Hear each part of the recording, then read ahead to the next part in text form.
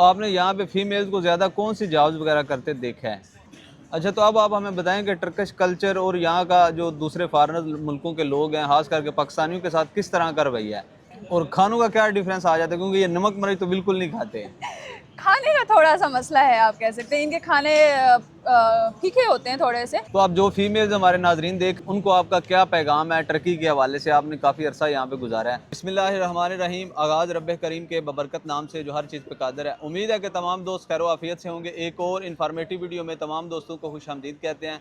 बहुत सारी फीमेल्स ये कमेंट्स करती हैं कि भाई टर्की के हालात कैसे हैं, वहाँ पे फीमेल सेव है नहीं सेव, क्या मामलात हैं। तो ये हमें एक साहिबा मिली हैं, ये काफ़ी अरसे से टर्की में मुकीम है। इनसे बातचीत करते हैं कि इनका एक्सपीरियंस यहाँ पे कैसा रहा है और ये किस तरह आई और ये यहाँ पे क्या करती हैं। अस्सलाम वालेकुम जी। वालेकुम अस्सलाम। क्या हाल चाल है? ठीक है। जी मैं ठीक, अल्हम्दुलिल्लाह।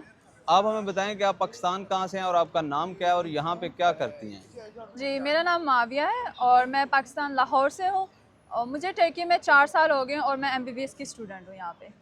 ठीक हो गया। तो बहुत सारी फीमेल्स जो हैं वो कमेंट्स करते हैं कि टर्की के हालात कैसे हैं, वहाँ पे सेव हैं फीमेल्स नहीं सेव। तो आपका एक्सपीरियंस कैसा रहा है यहाँ पे?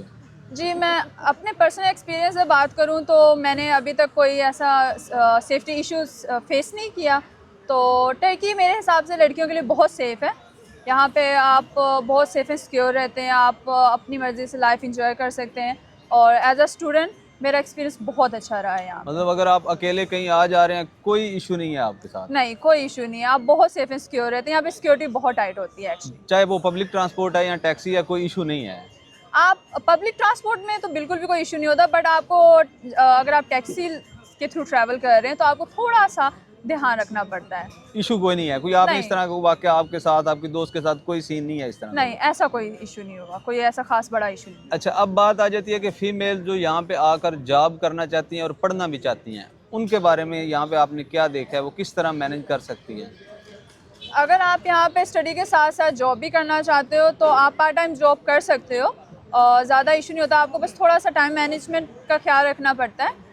इसके अलावा ये है कि अगर आपको यहाँ पे पार्ट टाइम जॉब करनी है तो उसके लिए आपको कम से कम बेसिक जो टर्किश लैंग्वेज है वो आनी चाहिए। और टर्किश लैंग्वेज इतनी कोई टफ़ नहीं है, तो आप बेसिक सीख लो तो आपको जॉब ईज़िली मिल जाती है यहाँ पे। अगर तो आप बैचलर डिग्री के लिए आ रहे हैं तो आपको क्या कहते हैं, टाइम मैनेजमेंट में थोड़ा इशू हो सकता है। आप क्लासेस और साथ साथ जॉब मैनेज नहीं कर पाते इतने अच्छे तरीके से। बट अगर आप मास्टर्स करना चाह रहे हैं तो आपके लिए, क्योंकि मास्टर्स की क्लासेस मोस्टली ऑनलाइन होती हैं, तो आप इजीली जॉब भी कर सकते हैं और साथ साथ अपनी स्टडी पे भी फोकस कर सकते हैं। तो आपने यहाँ पे फीमेल्स को ज़्यादा कौन सी जॉब्स वगैरह करते देखा है, या अब फिर कौन सी जॉब ज़्यादा करती हैं, कंफर्टेबल कौन सी जॉब्स में हैं? ज़्यादा जो पार्ट टाइम जॉब्स फीमेल करती हैं वो आप कैफ़े में कर सकते हैं, रेस्टोरेंट में कर सकते हैं या होटल में जिस तरह एज ए रिसेप्शनिस्ट काम कर सकते हैं। ये ज़्यादा कंफर्टेबल ईजी रहता है और क्या कहते हैं, इतना आपको टाइम भी उसमें नहीं देना पड़ता ज़्यादा। तो जो स्टूडेंट स्कॉलरशिप पे आते हैं उनके बारे में बता दें कि वो कर सकते हैं नहीं कर सकते, उनके बारे में थोड़ा बताएं। अगर आप बुर्सरा स्कॉलरशिप के थ्रू आ रहे हो तो आपके लिए थोड़ा सा रिस्की होता है कि आप जॉब पार्ट टाइम जॉब नहीं कर सकते, आपको अलाउ नहीं होता, ये उनका रूल है।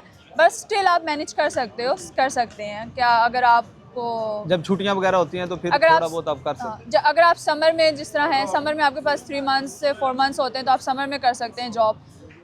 वैसे अगर आप खुद लाइक प्राइवेट किसी यूनिवर्सिटी में पढ़ रहे हैं, आप खुद आ रहे हैं, तो देन आप क्या इजीली जॉब कर सकते हैं, फिर कोई आपके लिए रूल्स एंड रेगुलेशंस नहीं होते। अच्छा, तो अब आप हमें बताएं कि टर्किश कल्चर और यहाँ का जो दूसरे फॉरेनर मुल्कों के लोग हैं, खास करके पाकिस्तानियों के साथ किस तरह का रवैया है इस्तांबुल का, या फिर जहाँ पे आप रहती हैं वहाँ पे क्या मामलात हैं? तो मैं अपने अगर पर्सनल एक्सपीरियंस से बात करूं तो मैंने टर्किश लोगों का रवैया बहुत अच्छा पाया है। वो पाकिस्तानियों को बहुत पसंद करते हैं। वो बिल्कुल अपने पाकिस्तान और टर्की भाई भाई जिस तरह समझा जाता है, भाईचारा जी जी। बहुत है। तो इवन जब मैं किसी को बताती हूँ कि मैं पाकिस्तान से हूँ तो वो बहुत खुश होते हैं और बहुत हम्बल तरीके से मुझे क्या कहते हैं, मुझसे बिहेव करते हैं और मुझे वेलकम करते हैं। सो मेरे हिसाब से टर्किश लोग पाकिस्तानियों को बहुत पसंद करते हैं। और खानों का क्या डिफरेंस आ जाता है, क्योंकि ये नमक मरच तो बिल्कुल नहीं खाते? खाने का थोड़ा सा मसला है, आप कह सकते हैं। इनके खाने फीके होते हैं थोड़े से, जी क्योंकि जी। ये स्पाइसेस वगैरह इतना ज़्यादा यूज़ नहीं करते। और हमारे पाकिस्तान में तो बहुत ज़्यादा स्पाइसेस वगैरह और मिर्च मसाले बहुत खाए जाते हैं, तो उसमें आपको थोड़ी सी दिक्कत हो सकती है। पहले जब आप आएंगे तो खाना पीना शायद आपको इतना पसंद आए, बट आहिस्ता आहिस्ता आप मैनेज कर लेते हो, एडजस्ट हो जाते हो। तो आप जो फीमेल्स हमारे नाजरीन देख, उनको आपका क्या पैगाम है टर्की के हवाले से? आपने काफ़ी अरसा यहाँ पे गुजारा है। तो गर्ल्स को मैं यही कहूँगी कि अगर आप पाकिस्तान से निकलना चाहते हैं और आप फॉरेन कंट्री जाना चाहते हैं तो Turkey is one of the safest option for you, कि आपके लिए बहुत सेफ़ है। तो आई थिंक गर्ल्स को टर्की ही अप्लाई करना चाहिए। यहाँ पे आपके पास बहुत से फ्रीडम होती है, सेफ्टी इश्यूज़ भी नहीं है, तो आप इजीली अपने तरीके से यहाँ पे लाइफ इंजॉय कर सकते हैं। बहुत शुक्रिया जी, बहुत मेहरबानी।